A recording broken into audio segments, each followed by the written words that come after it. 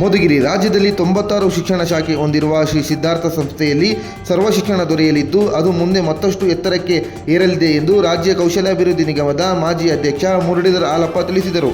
ಮಧುಗಿರಿ ಪಟ್ಟಣದ ಶ್ರೀ ಸಿದ್ಧಾರ್ಥ ಪ್ರೌಢಶಾಲೆಯಲ್ಲಿ ಹಳೆಯ ವಿದ್ಯಾರ್ಥಿಗಳಿಂದ ಹೊಸ ವಿದ್ಯಾರ್ಥಿಗಳಿಗೆ ಉಚಿತವಾಗಿ ಸಮವಸ್ತ್ರ ನೀಡುವ ಕಾರ್ಯಕ್ರಮ ಉದ್ಘಾಟಿಸಿ ಮಾತನಾಡಿದರು. ಪ್ರೌಢ ಶಿಕ್ಷಣವನ್ನು ಸಿದ್ಧಾರ್ಥ ಶಾಲೆಯಲ್ಲೇ ಓದಿದ್ದು ಉತ್ತಮ ಶಿಕ್ಷಣ ನೀಡಿದೆ. ರಾಜ್ಯಾದ್ಯಂತ 2 medical college, 1 dental college, 2 engineering college, business management ಶಿಕ್ಷಣ ಸಂಸ್ಥೆ ಸೇರಿ ಒಟ್ಟು 96 ಶಿಕ್ಷಣ ಸಂಸ್ಥೆ ಹೊಂದಿರುವ ಶ್ರೀ ಸಿದ್ಧಾರ್ಥ ಶೈಕ್ಷಣಿಕ ಸಂಸ್ಥೆಯು ಲಕ್ಷಾಂತರ ಮಕ್ಕಳ ಬೆಳಕಿಗೆ ದಾರಿದೀಪವಾಗಿದೆ. ನರ್ಸರಿಯಿಂದ ಎಲ್ಲ ರೀತಿಯ ಶಿಕ್ಷಣವನ್ನು ನೀಡುವ ಏಕೈಕ ಶಿಕ್ಷಣ ಸಂಸ್ಥೆಯಾಗಿದೆ. ಸಂಸ್ಥೆಯ ಮುಖ್ಯಸ್ಥರಾದ ಡಾಕ್ಟರ್ ಜಿ ಪರಮೇಶ್ವರ್ ಅವರು ಕೂಡ ಉತ್ತಮ ವಿದ್ಯಾವಂತರಾಗಿದ್ದು ಶಿಕ್ಷಣಕ್ಕೆ ಮೊದಲು ಆದ್ಯತೆ ನೀಡುತ್ತಾರೆ ಎಂದರು.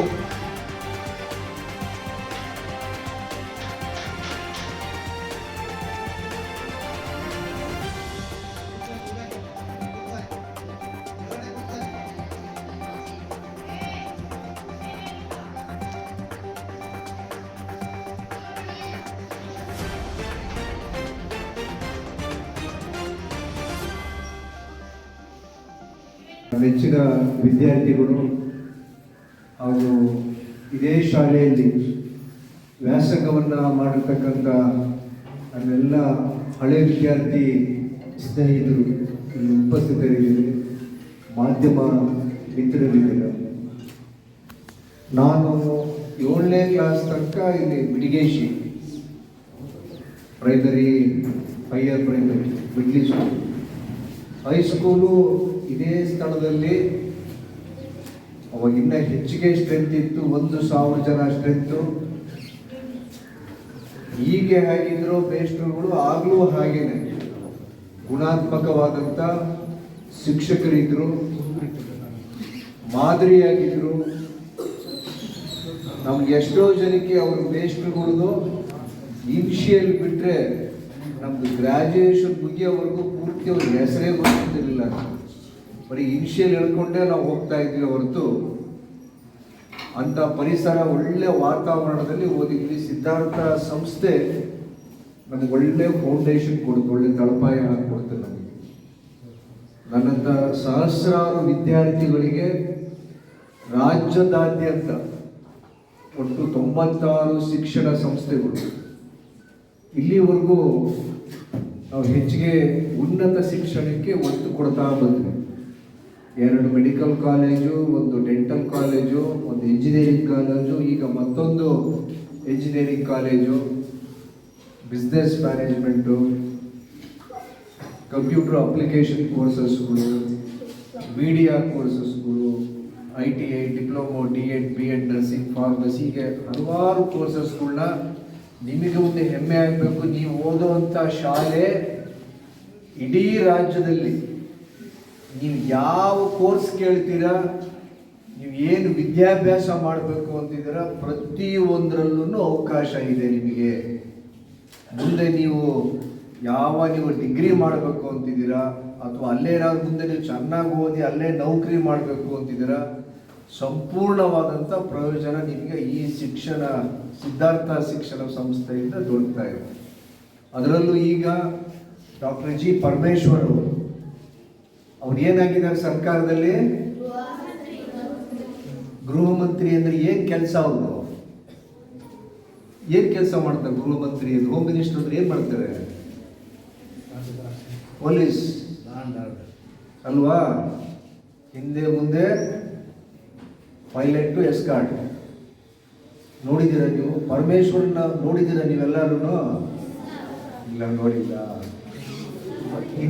ಮುಂದಿನ ಕಾರ್ಯಕ್ರಮಕ್ಕೆ ಎಲ್ಲದೂ ಕಂಬೈನ್ ಮಾಡಿ ಮಧುಗಿರಿ ಸಬ್ ಡಿವಿಷನ್ನಿಂದ ಇನ್ಮೇಲೆ ಜವಾಬ್ದಾರಿ ತಗೊಂಡು ನಾನೇನೆ ಮುಂದಿನ ವರ್ಷದಿಂದ ಸಿದ್ಧಾರ್ಥ ಸಂಸ್ಥೆದು ಪ್ರತಿ ಸಬ್ ಡಿವಿಷನ್ಗೆ ಒಂದೊಂದು ಕಾರ್ಯಕ್ರಮ ಮಾಡಿಸಿ ಅವರ ಉಪಸ್ಥಿತಿಯಲ್ಲೇ ಇಲ್ಲಿ ಸ್ಕೂಲ್ದು ಏನೇನು ಸಮಸ್ಯೆಗಳಿದ್ದಾವೆ ಅದರಲ್ಲೂ ಇನ್ಫ್ರಾಸ್ಟ್ರಕ್ಚರ್ ವೈಸ್ ಯಾವ ಥರ ಇದನ್ನು ಅಭಿವೃದ್ಧಿ ಪಡಿಸಬೇಕು, ಹಾಗೆ ವಿದ್ಯಾರ್ಥಿಗಳು ಸಂಖ್ಯೆ ಜಾಸ್ತಿ ಮಾಡೋದ್ರ ಜೊತೆಗೆ ಒಳ್ಳೆ ಶಿಕ್ಷಣ, ನಿಮಗೆ ಸ್ಟ್ಯಾಂಡರ್ಡ್ ಆಗಿರುವಂಥ ಶಿಕ್ಷಣ ದೊರಕಂಗೆ ಆಗಬೇಕು.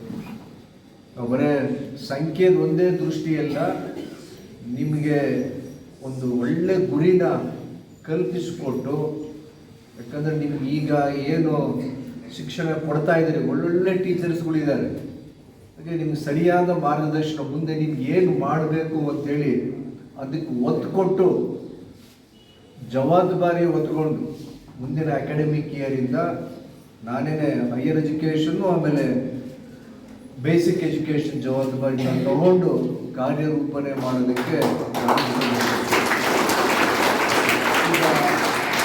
ವಿದ್ಯಾರ್ಥಿಗಳು ಎಷ್ಟು ಶ್ರಮ ವಹಿಸಿ ಬದ್ಧತೆಯಿಂದ ನಿಮ್ಮ ಬಗ್ಗೆ ಇರ್ತಕ್ಕಂಥ ಕಾಳಜಿಯಿಂದ ಈಗ ಸಮವಸ್ತ್ರ ಒಂದು ಕೊಡ್ತಾ ಇದ್ದಾರೆ. ನೆಕ್ಸ್ಟು ಟ್ರ್ಯಾಕ್ ಸೂಟ್ಗಳು ಬೇರೆ ಬೇರೆ ವ್ಯವಸ್ಥೆಯನ್ನು ಕಲ್ಪಿಸ್ಕೊಡ್ತಿದ್ದಾರೆ. ಅದು ಒಂದಂಗ ಆದರೆ ನಮ್ಮ ಶಿಕ್ಷಣ ಸಂಸ್ಥೆಯಿಂದ ಬೇರೆ ಬೇರೆ ಈಗಾಗಲೇ ಕಾಂಪೌಂಡ್ ಕೆಲಸಗಳು ನಡೀತಾ ಇದ್ದಾವೆ. ಆಮೇಲೆ ಹೊಸ ಬಿಲ್ಡಿಂಗು ಬಂದಿದೆ ಹಿಂದೆ ಡಾಕ್ಟರ್ ಶಿವಪ್ರಸಾದ್ ಅವರ ಟೈಮಲ್ಲಿ. ಈಗ ಇರ್ತಕ್ಕಂಥ ಕಟ್ಟಡಗಳು ಏನೇನಿದ್ದಾವೆ ಹಳೇದು ಅದನ್ನು ಸಂಪೂರ್ಣವಾಗಿ ದುರಸ್ತಿ ಮಾಡಿ ಮಧುಗಿರಿಗೆ Siddhartha high school, Siddhartha PU college number 1 ಅಂತೇಳಿ ಒಂದು ಮಾದರಿಯಾಗಿ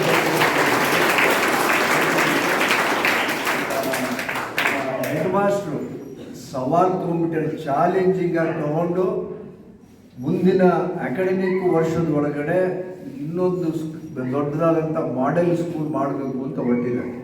ಅವರಿಗೆ ಸಂಪೂರ್ಣವಾದಂಥ ಸಹಕಾರ ನಮ್ಮ ಆಡಳಿತ ಮಂಡಳಿಯಿಂದ ಕೊಡ್ತೀವಿ ಅಂತ ಹೇಳಿ ತಮಗೆಲ್ಲರಿಗೂ ಶುಭವಾಗಲಿ. ಇನ್ನು ಹಳೆ ವಿದ್ಯಾರ್ಥಿಗಳು ಸಹಸ್ರಾರು ಮಂದಿ ಇದ್ದಾರೆ, ಅವ್ರನ್ನೆಲ್ಲ ಒಂದು ಕಡೆ ಸೇರಿಸುವಂಥ ಕೆಲಸಗಳನ್ನ ಮಾಡ್ತಿದ್ದೀವಿ. ಜೊತೆ ಒಂದು ಸಣ್ಣದಾದಂಥ ಒಂದು ಕತೆ, ಒಂದು ಇನ್ಸಿಡೆಂಟ್ ನಮಗೆ ಹೇಳಿ, ಈಗ ಬಲ್ಬ್ಗಳು ನೋಡಿದ್ರು, ಎಲೆಕ್ಟ್ರಿಕ್ ಬಲ್ಬ್ಗಳು, ಅದನ್ನು ಇನ್ವೆಂಟ್ ಮಾಡಿದ್ದು ಯಾರು? ಥಾಮಸ್ ಆಲ್ವಾ ಎಡಿಸನ್. ಅವನು ಹಿಂಗೆ ನಿಮ್ಮ ಥರನೇ ಒಂದು ಶಾಲೆಗೆ ಹೋಗ್ತಿರ್ತಾನೆ. ಥಾಮಸ್ ಆಲ್ವಾ ಎಡಿಸನ್ ಯಾವ ದೇಶ ಅಂತ ಗೊತ್ತಾ? ಆಮೇಲೆ ನಿಮ್ಮ ಟೀಚರ್ಸ್ಗೆ ಹೇಳ್ತಾರೆ ಯಾವ ದೇಶ, ಎಷ್ಟನೇ ಕ್ಲಾಸ್ ತನಕ ಥಾಮಸ್ ಆಲ್ವಾ ಎಡಿಸನ್ ವಿದ್ಯಾಭ್ಯಾಸ ಮಾಡ್ದ, ಆಮೇಲೆ ಎಷ್ಟೆಷ್ಟು ಇನ್ವೆನ್ಷನ್ಸ್ಗಳು ಸಂಶೋಧನೆಗಳು ಎಷ್ಟೆಷ್ಟು ಮಾಡ್ದ, ಯಾವ ಪ್ರಶಸ್ತಿ ಸಿಕ್ತು, ನಮಗೆ ಎಡಿಸನ್ನಿಂದ ಏನೇನು ಉಪಯೋಗ ಆಗ್ತದೆ ಅಂತೇಳಿ ಹಿಂದೆ ನಮಗೆ ಪ್ರತಿ ವಾರ ಒಂದೊಂದು ವಿಷಯದ ಮೇಲೆ ಚರ್ಚೆಗಳು ನಡೀತಾ ಇತ್ತು. ರಂಗನಾಥ್ ಮೇಷ್ಟ್ರಿದ್ದಾಗ ಪ್ರತಿ ವಾರ ಯಾವುದಾದ್ರೂ ಒಂದು ಸಬ್ಜೆಕ್ಟ್ ಮೇಲೆ, ಕವಿಗಳದೋ ಅಥವಾ ವಿಜ್ಞಾನಿಗಳದೋ ಯಾರು ನಮ್ಮ ಕೊಡುಗೆ ಕೊಟ್ಟಿದ್ದಾರೆ ಅವ್ರಗಳ ಬಗ್ಗೆ. ಅವಾಗ ನಮಗೆ ಹೇಳಿದ್ದು ಇನ್ಸಿಡೆಂಟ್ ಇದು.